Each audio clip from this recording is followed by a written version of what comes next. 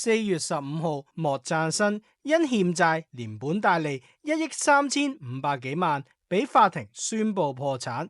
唔怪得知之前林夏薇喺黑色月光搏到咁盡啦，原來老公真係空心老官。今集就講下呢對夫婦點樣扮有錢，而其實莫贊新喺今次法庭頒令之前已經傳出多次欠債，老婆林夏薇多番狡辯。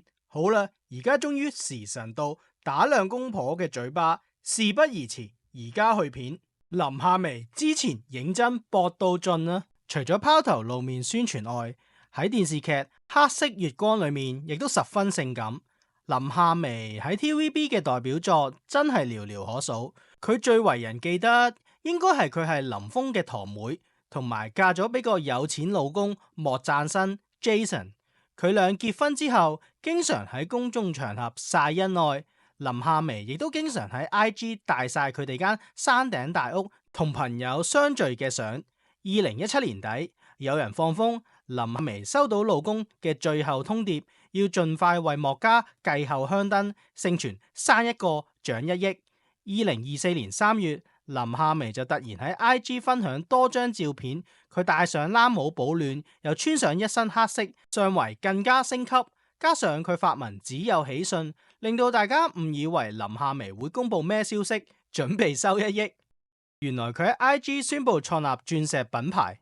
林夏薇平時已經行頭好勁，又經常喺 IG 晒名牌同老公各種貴價生活，試過喺 IG 晒出喺豪宅天台露營嘅相，其中一隻愛犬就識嘆咁喺營內休息，而林夏薇就同另一隻愛犬坐喺營外欣賞傍晚維港嘅景色，相當悠閒。佢喺 IG 留言國慶快樂，放個假，再貼上一句天台露營。驟眼睇，佢的確好似豪門嘅阿太，而老公莫贊新 Jason 表面上係個有錢佬。Jason 最奧妙之處在於善於炫富，好似佢居住嘅山頂柯士甸山道嘅獨立屋背後原來係南豐家族持有嘅。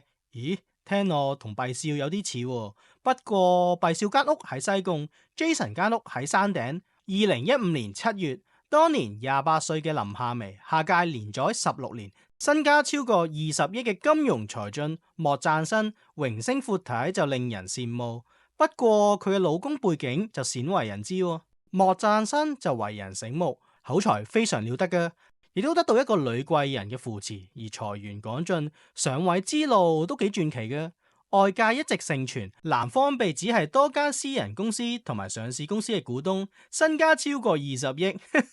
我聽完得啖笑。莫氏伉儷，林夏薇自己就出身於福建廈門嘅家族，伯父即係堂兄林峰嘅阿爸林華國，更有廈門李嘉誠之稱。父親林華星旗下公司擁有數多個物業，遍佈全港，市值過億嘅。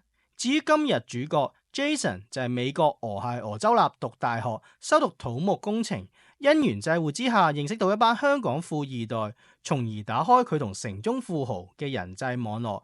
喺穿針引線之下，佢特別獲得幾個商界闊太嘅支持。之前佢就專門幫人做收購合併以及入股美國矽谷嘅 IT 公司，但係成績就一直普普通通啦。後來就幫香港幾百億嘅富豪大小姐做收買佬，買入咗一批 Facebook 未上市嘅原始股，令大小姐執平貨，索到鼻血都流埋，從此晉身成為呢個大小姐嘅頭馬。另外，阿富豪大小姐掌舵嘅地產公司資本雄厚，不時都有啲借貸啊、投資啊、融資同埋入股各大上市、非上市企業。Jason 都會被委以重任，全權揸 fit 嘅。有家屬嘅人士透露，佢連樹上嘅雀仔都可以俾佢氹落嚟。口才咁叻就梗係唔好嘥啦。喺感情生活上 ，Jason 亦都係墳場姑爺仔。佢成日都同朋友講嘅，我追女仔未試過失手，淨係得2個追唔到。一個係鐘嘉欣，另一個就係陳慧琳。佢曾經同好朋友自誇追掂唔少娛樂圈女星，而喺眾多 X 嘅女朋友當中，佢尤其對 Lemon 組合 Donut 嘅前成員朱玉琳 Caroline 最抌錢。兩個人拍拖3年，Jason 除咗出錢出力捧女友之外，更於西貢豪宅金屋藏嬌。有朋友透露 Jason 溝女必殺技就係出手闊綽，對追求嘅異性就絕不手軟。朋友憶述 Jason 不嬲都好豪爽嘅，同朋友食一餐飯都狂派 tips 俾侍應，最豪嗰次見人就派500蚊。佢自己對食就可以好隨便，成日去筲箕灣嗰間安利食魚蛋粉都冇問題。但佢就話帶住女仔就一定要食得好，一定要浪漫。追女仔佢絕對豪慣晒嘅。Jason 有段舊情就未必好多人知，好多年前佢喺朋友嘅私人聚會上跟 Nemo 組合 Donut 嘅前成員朱玉林 Caroline 邂逅，兩人就閃電撻着。女方嚟自河南，擁有43寸長腿，當年更有國產流心油嘅稱號。拍拖期間 Jason 為冧 Caroline 不惜豪灑金錢，出動銀彈政策，衣食住行樣樣照顧周到。當時 Jason 除咗俾 Caroline 入住西貢御花園嘅獨立屋之外，又俾架 Mini Cooper 供佢出入代步。平日置裝無論係名牌定係手袋，一律找數。而 Caroline 亦都有個明星夢， Jason 就暗地裏揾人幫手出錢出力捧紅女友。佢兩人同居時養咗一隻定情狗金豬。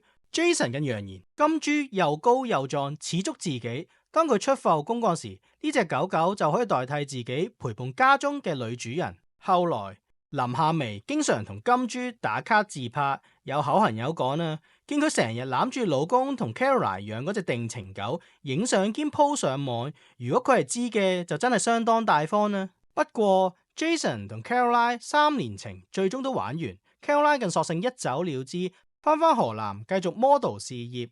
甩拖後 Jason 冇幾耐就認識到林夏薇。佢朋友講，因為 Jason 投資嘅公司有提供藝人服飾贊助啊嘛。後來佢嘅生日 party， 林夏薇當時就帶同助手俾面出席，其後雙方咪一拍即合咯。後來 Jason 更做埋老襯，咦？但係咪真老襯先？溝明星或者靚模有咩好啊？無論你真有錢或者扮有錢，全世界都覺得你有錢冇掟使，充大頭鬼一流嘅。2019年，莫贊新就被傳欠債，不但被貼街招，更有人喺街上放二奶架，並且用紅色大字寫上香港超級大老千集團欠債還錢同埋奉勸各位唔好上當受騙等字眼，疑似影射莫贊新。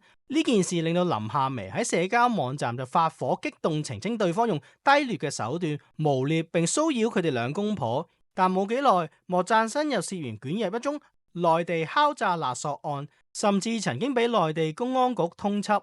據悉，林夏薇嘅老公莫贊新涉嫌喺中國涉嫌勒索敲詐。據稱，該份在逃人員登記表由福建省龍崗市公安局新羅分局發出，該文件上嘅資料就與莫嘅個人資料一致。而該通緝亦都另具懸紅。林夏薇曾經多次為老公嘅傳言開腔辯護。佢喺同年12月1號，老公被通緝當日，由香港搭飛機新加坡出席活動前，更加喺 Instagram 上載自拍照。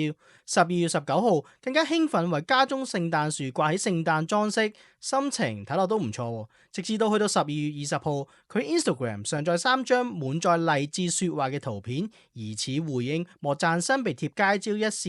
佢當時強調要讓時間證明一切，人活一世，不爭不理不解釋，只要身正就敢坦然面對，只要心正就能一生無愧。很多時間我們不解釋，不是因為懦弱，而是讓時間去證明，在討厭你的人心中，做得再好也是徒勞。回首當時聲稱白手起家嘅莫贊新，佢旗下僅有紅磡維港中心商用單位同埋筲箕灣東日苑居屋單位共2處物業。相反，老婆林夏薇為家中獨女嘅佢，父親林華星旗下公司擁有多個物業遍佈港九新界，物業市值過億，包括尖沙咀帝后廣場商用單位3個、九龍站凱旋門中層單位、中半山江德道承德山莊中層單位、九龍塘筆架山道1號低層單位。